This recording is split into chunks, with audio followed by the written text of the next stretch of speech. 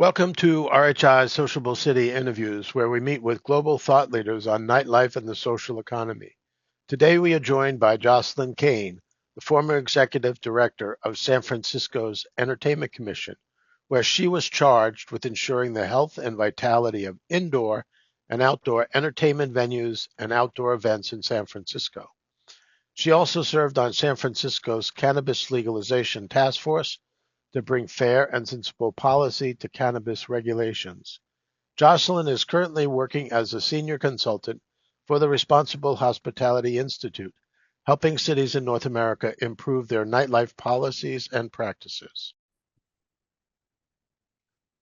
Hey, Jocelyn, it's so great to see you today, and I'm really honored to have this conversation with you because I think in so many ways you have been an instrumental figure in the evolution of how cities should approach their nighttime economy management, their nighttime social economy management. And so I really am here to tap into your wisdom that you've gained both from the Entertainment Commission and then your work with RHI with cities throughout North America in helping them to shape some standards around sound and sound management, an issue that many cities face. So let's begin with the Entertainment Commission, but briefly, just an introduction of you and how you got involved in the Entertainment Commission. Hi, Jim. Nice to see you too. Thank you for the praise and asking me to do this for you today. Yeah, I got involved with sort of social economy well before there was a word for it, or we started talking about it like that, because I was dating a musician. Ain't that always the case?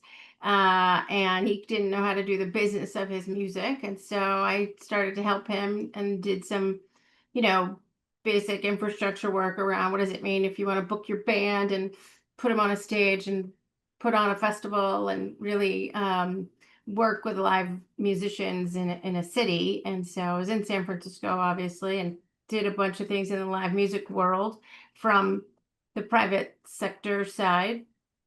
And then I had government experience with an entirely different sector in the parking and traffic space, but I knew what it was like to be a public employee. And then around 2002, there was a movement to take entertainment and nightlife permitting away from the police department in San Francisco. And I sort of was on the margins, sort of helpful with that ballot initiative, because in San Francisco, anybody can put anything on the ballot with enough signatures.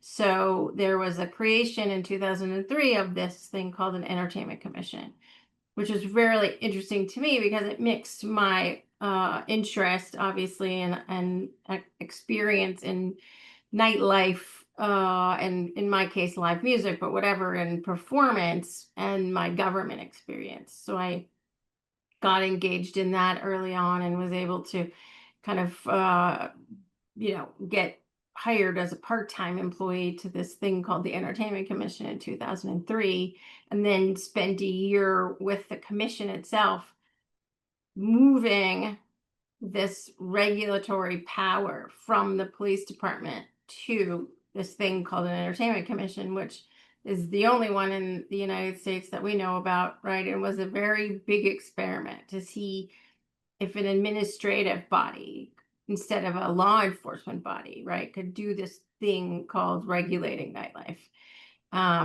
And so it was an experience for sure. Then, new staff members came on, new mayors came around, like whatever. It was years and years of sort of learning as we went on what does it mean to do this work? What is this work? What is the mission of this agency, as it were? How do we do this work? And what does implementation and enforcement look like from our side of things? And that's like the big picture of how I came to be where I ended up for a good 15 years. So can you explain the structure? Because I think it's really parallel to a lot of the work that you did with RHI in working with cities to really build an interdiscipline uh, guiding group.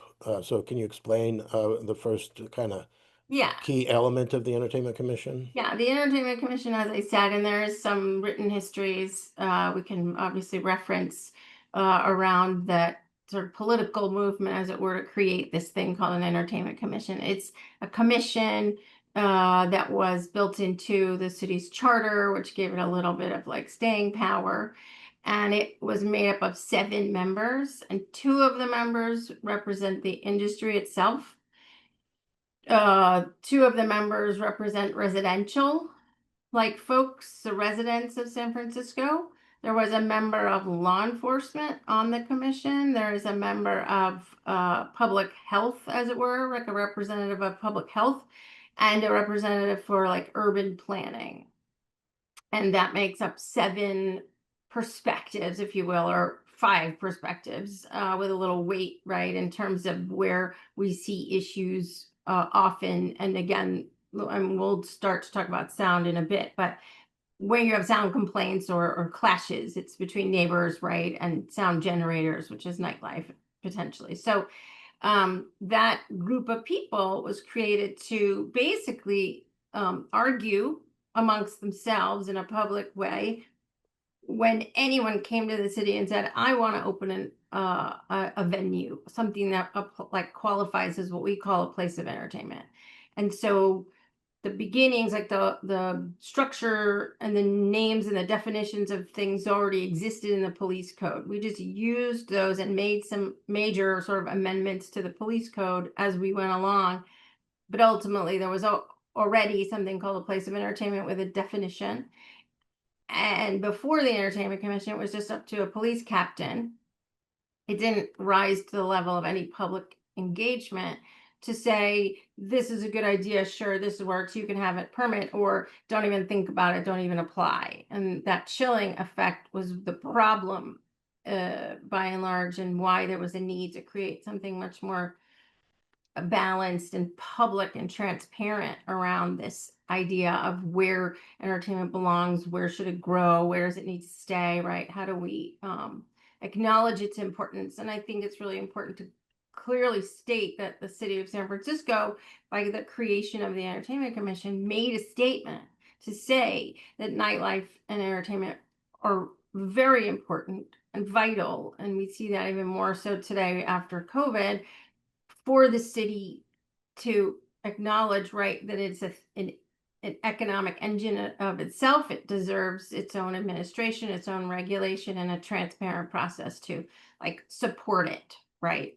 So that was a big deal, and the part of why it was important to keep this thing moving and growing and at the same time regulate. So we learned over time that it was hard to do. It's hard to do 2 things at once. It's hard to promote, right, and protect entertainment as well as regulate it.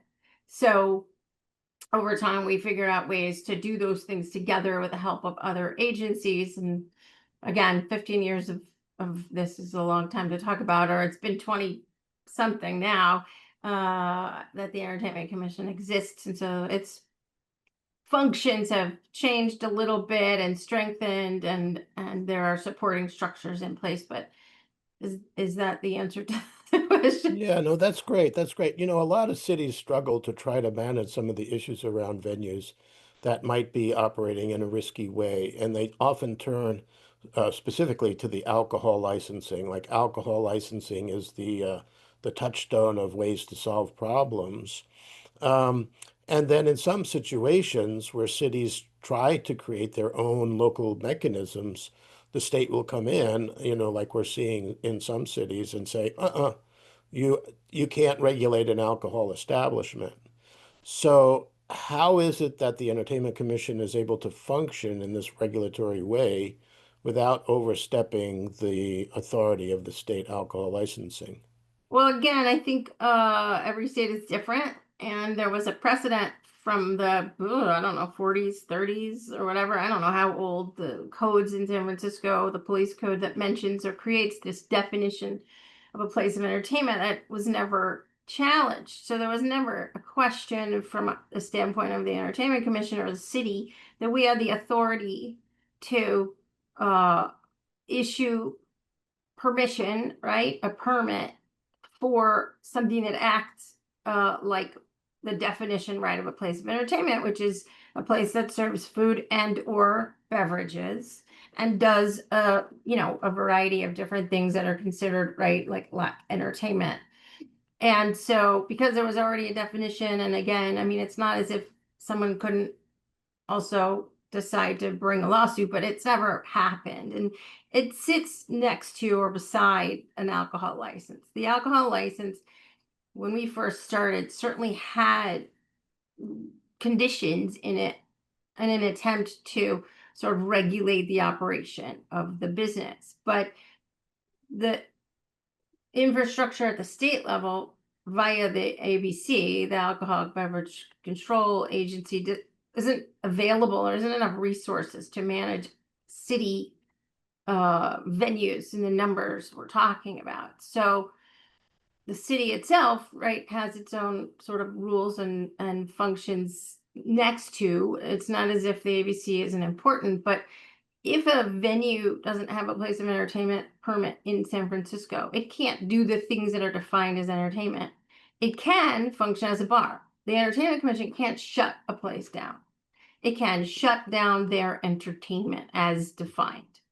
And many, many places, right, opened with a business plan that includes entertainment. And if you take that piece away, they functionally can't do what they intend to do. Yes, they could turn on the lights and serve alcohol, but it would be silent, right? Because the definition of entertainment is very broad.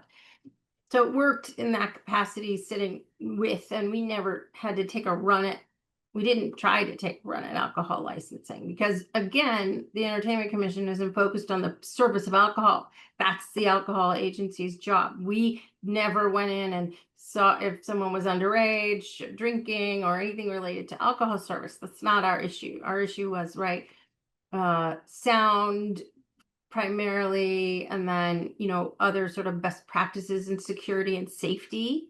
And that's kind of the role, right? And then how is this business sort of behaving next to its neighbors in all the things. So we created a good neighbor policy it was 13, it's probably more conditions now, that went with every single entertainment permit we ever issued. It was a set of like best practices of be a good neighbor. Mm-hmm. Those are the things we concerned ourselves with, not alcohol service. So it already existed, I guess is a short answer, and it's not been challenged. And the authority of a city to work with its businesses and have it work at its highest level, I think, is a fair regulatory bar to meet. And I think California is a state full of a lot more regulations than North Carolina, or fortunately, depending on who you are. All right. So let's move on, because I know one of the key outcomes of the Entertainment Commission and the work that you did, not only within San Francisco, but when you were working with us in some of the city assessments, is really around the sound. And, people always talk about noise, and a lot of times there are noise ordinances. But, you've been an advocate for shifting the focus away from noise, which is more subjective, to sound, which can be objective in its measurement. And some people just turn to, decibel readings as a solution to sound management. But it seems the Entertainment Commission, through its process, really sets a high bar before somebody opens, with some standards around sound management, and that the city has some codification of that, including some of the innovation that came around agent of change from San Francisco. I think cities around the world are now adopting that principle, but I believe it really had some of its foundation in San Francisco. So at least it became more known because of San Francisco's work. So can you go through a process of like the 3 or 5 steps that a business has to go through to demonstrate it has a good sound policy, and that the city has the regulations in force and the process in force to assure that there won't be any sound conflicts? Well, there's never an assurance, but you do the best that you can. And so ultimately, I think having a strong sound ordinance, that's something that is usable to people is really, really step number one.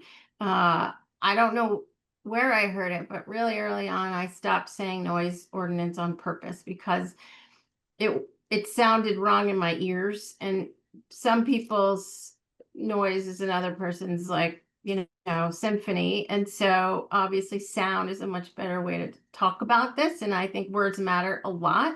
And I think that when you have conflicts that are emotionally driven, like complaints around I can't sleep, we have to take as much of the negativity out of the conversation as we can. So we use the word sound, we use sound ordinance, and we talk about ways in which we can mitigate, right, potential conflicts. Nothing's perfect, and it's really about having a sound ordinance on the books that is written in a way that is understandable, and then or having a guidance. And I talk about this a lot. In San Francisco, there's a document that also kind of morphs as the sound ordinance changes to guidance for human beings who live in a city next to each other. Guidance in English, guidance around if a sound is this, what do I do? If a sound is that, what do I do? Sound ordinances are not just about commercial sounds, they're about dogs barking in your neighbor's radios, right? So we want to be really clear. We're talking about in entertainment, the sound from commercial businesses. And then we want to have some guidance for people, not just neighbors who hear sound, but also the people who regulate and enforce, right, that sound ordinance. So you need that sort of English guidance, I think. And then I think you really need site-specific folks with training, because every single location's different. And so it's really hard, and that's what the experience going to a different city and saying, our decibel level is 70, right, in all of the downtown. It doesn't take into account anything specific. Sound is a really weird thing, and it bounces off things, and some parts of sound go to the ground and move along the ground. Some parts of sound rise up. It's very technical in some ways, and each location deserves its own analysis of how much sound can get emitted from the source, right? And how does it move out of each space to its surroundings. So in San Francisco, right, part of the Entertainment Commission permitting process is like a sound test, and we have on staff folks who are trained in taking sound measurements and using equipment. They're not acoustical engineers, but they have a lot of experience doing this on the ground. So that before a place is open, the very last thing, right, and when all the treatments are done and all the curtains are up and all the things are done inside, that there's a test done for that particular location to set a level. And the sound ordinance in San Francisco is one in which it is related to ambient noise, which, and again, I don't know if I'm going all over the place with this, but the ordinance itself doesn't say a set number. It says the allowance for this commercial business can only be plus 10 to the ambient, which means it moves a bit, because ambient sound is the sound that's always happening, right? And daytime ambient is typically louder than nighttime ambient. So in order to not give that operator zero number to watch to, they usually will go at night when this business would be open, take the ambient reading, and then give them a number, right, based on the ability for this venue to contain. Doors and windows closed. That is a big important piece. San Francisco is not an outdoor venue in general place. It's very cold temperature wise. So doors and windows closed, take the measurements, give the operator a number to know whether they are in compliance or not in compliance. And that's a big one, because sound is one of those things where it can trap someone. It's like, if you don't give somebody a number that they know is legal or not legal, right? They don't know if they're out of compliance. So you're setting them up when they are open for business. So it's really important to do that. And that happens in San Francisco. It's a little staff heavy on the front end, but it's very, very helpful, because big picture, with any ordinance, but particularly with sound ordinances, it's around conversations and relationships. The way that cities can best work with their nightlife is to have relationships and conversations and engagement. And having gone to many cities with RHI, we see big chasms and gaps between the city itself and anyone doing enforcement and the venues themselves and the operators trying to make money, of course, but do the right thing at the same time. There has to be engagement. And one of the big things that's really important about the Entertainment Commission is that it is not law enforcement, although it is regulatory, but it's fair, transparent, and it has the ability to create those relationships and keep them. So if anything at all can be underscored, that's a big one, because it sort of puts a hand out to the industry, and is stable and stays there. And I think that's a big piece that's missing in many cities. And it's very hard to kind of come back from that once there's a big distrust. And it's really difficult. It can be done, but it's hard. So, with respect to other things that need to be on a list for sound ordinances is, I think, compliance mindset, not a gotcha mindset. It's really important that people who are doing the work to bring and keep people in compliance aren't out there just saying, oh, wait, we're going to wait in the corner. We're not going to say anything. We're not going to announce ourselves. We're just going to see if we can get you. That's not how this works well. There has to be a compliance mindset, an education mindset. And yes, there definitely has to be enforcement. There has to be fast enforcement. It cannot be weeks and weeks later. If someone's in violation of sound ordinance, it needs to happen. Like if there's a citation or a notice of violation to be issued, it needs to happen fast. And that relates also to any violence that might happen in a venue, that to anything that is out of compliance. Quick reaction is essential. And that word gets around really fast. If it takes weeks and weeks and weeks because of process to respond to something that is out of the bounds that the city wants, it is so hard to make change. And I mean, I could elaborate on that more, but that's super important.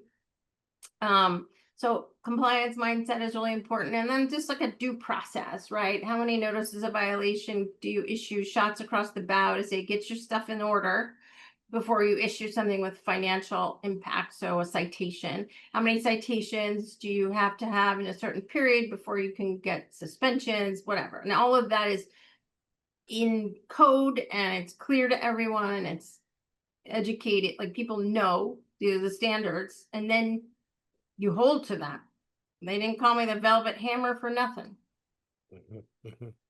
Well, this has been great. So if I could summarize what I heard you say is essentially the Entertainment Commission, the way it's structured with the voices of multiple perspectives that really represent all the interest groups, first of all, is an arbitrator at the beginning. And the staff works really diligently to engage the venue operator, not only in understanding some of the technology of what their requirements are, but also to encourage them for engagement with their neighbors and others to make sure that they begin with relationships with those who may have a conflict. So those relationships begin with the neighbors, the staff of the Entertainment Commission, and then ultimately they're accountable outlining their plan to the Entertainment Commission, which then would authorize it. And that Entertainment Commission uses a standard that's based upon the individual venue within the environment it operates, than to try to have a universal standard that may not be applicable to everybody.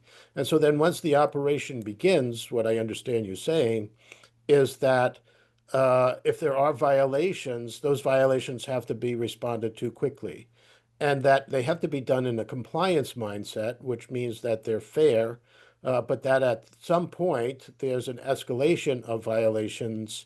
There has to be a stronger enforcement component, which could be up to eliminating their ability to have entertainment, which really isn't in conflict with the alcohol licensing because it has nothing to do with alcohol. And so this seems to be the sequence that is kind of a comprehensive approach. But what you're saying is this kind of relationship building and understanding is not something that you've witnessed in other cities.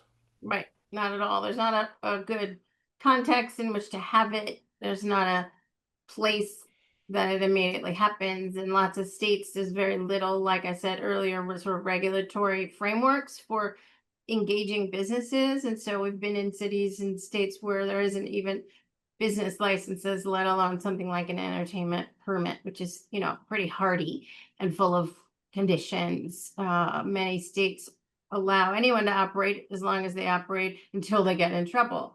And that's not very proactive. And so I think our approach is very proactive. We rarely, if ever, gotten anyone saying, this is not right, I shouldn't have to do all these things. It is the way that business is done in the city of San Francisco, and the upside, I think, is really big. And there was a feeling that we supported them by virtue of lots of other things. And so if I can also then connect to the question of, agent of change, which for us didn't have that name. So what happened was in creating this experimental entertainment commission, it took a while to kind of like get everything over to us and then create systems and processes that we've talked about, and then like rise to this level of everyone's operating consistently and well, and we're handling complaints as they come, and we're managing issuing new permits and all of this. And so then you have a little headroom, you like rise above the water line to like look forward into the future and think about what's coming down the line, and also how do we protect what's here. So there's a preservation aspect, but also we were, just for the context of this conversation, in a very like growth mode in San Francisco during a lot of this. And there was a lot of building of more housing. There was a lot of like booming.com activity, lots of residents moving into places that had traditionally had no residents, and infill, right, and lots of like parking lots and spaces that never had anything there. And these were, right, naturally places where places of entertainment, and big ones often, right, lived. And so as we saw development coming to these places, I got panicked, because I knew, right, when there's a conflict, because two things don't go well together. I think nightlife and pillows, anywhere there's a pillow, I like to say, whether it's a hotel or a home or whatever, anywhere people sleep is tough to sit next to a place of entertainment. And so we mapped out all this development via the planning department's pipeline, right, information. Anyone who had come to the planning department, and mind you, the planning department in San Francisco is huge, and daily there was new stuff coming to the planning department, and we had no idea because we were a separate agency. And so we were able to map out literally where our places of entertainment, our permitted places of entertainment were, and lay on top of that anything that was in the pipeline, which meant maybe even the ground wasn't broken, but like the planning process had started, and that's years in the making. And so we panicked when we saw the overlap of these two things, and had to figure out a way to protect the entertainment that was there, to protect the folks who were going to be living or sleeping in these places. Because if we didn't, my life was going to be like, I would be dead. I would have no time to do anything but answer neighbor complaints. So we looked at all of this potential. We took this map to lots of policymakers, the board of supervisors, the mayor's office, and said, what can we possibly do? How can we make sure that each of these individual projects doesn't come into conflict? Build a building that's great, make sure that all of the thoughtful things that can happen during the planning process happen. Not ever say to a developer, you can't do this. That was not the intention. The intention was to have conversations. So again, the structure of the Entertainment Commission, its existence allowed, once we changed codes and we said to the planning department, will you please take our recommendations when we have conversation, and we created conversations between developers and nightlife operators, which was unheard of, right? Nightlife operators didn't know what was in a pipeline, quote unquote. They didn't know how to read a planning website, or they only knew when something put a hole in the ground next to them.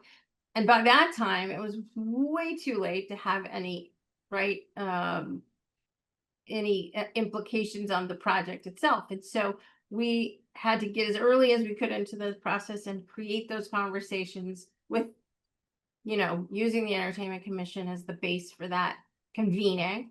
Much like RHI acts as a convener, the Entertainment Commission acts as a convener to have those developers and those nightlife operators have conversations around where the lines for their shows are, what time do they operate, where cars park, where are you going to build your apartments, where are the windows, right, where are all the things that make sense, right? So that there's an acknowledgement, and these conversations trigger anytime development happens within 300 radial feet of a permitted place of entertainment.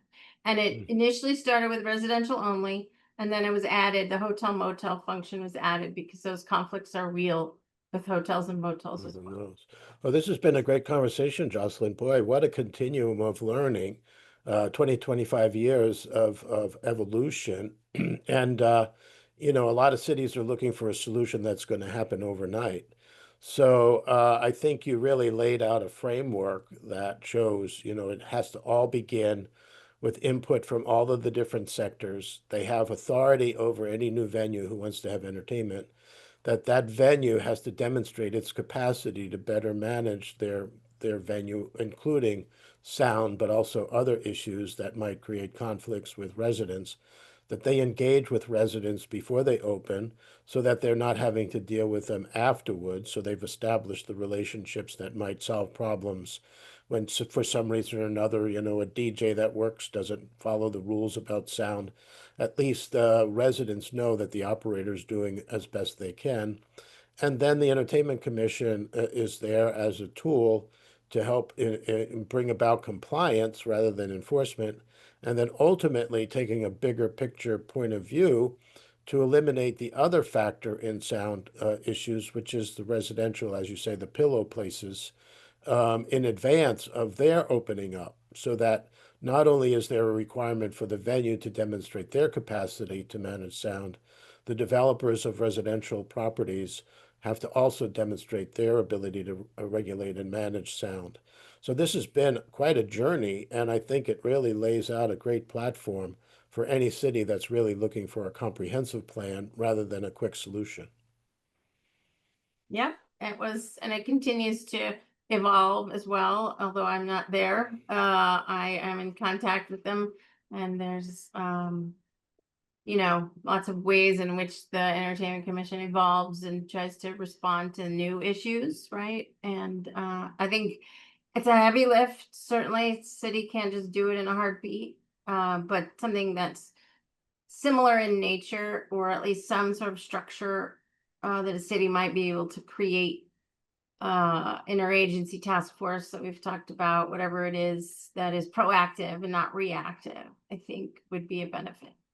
Yeah, well, this has been great. And thanks again. And thanks again for all the work that you did with the cities.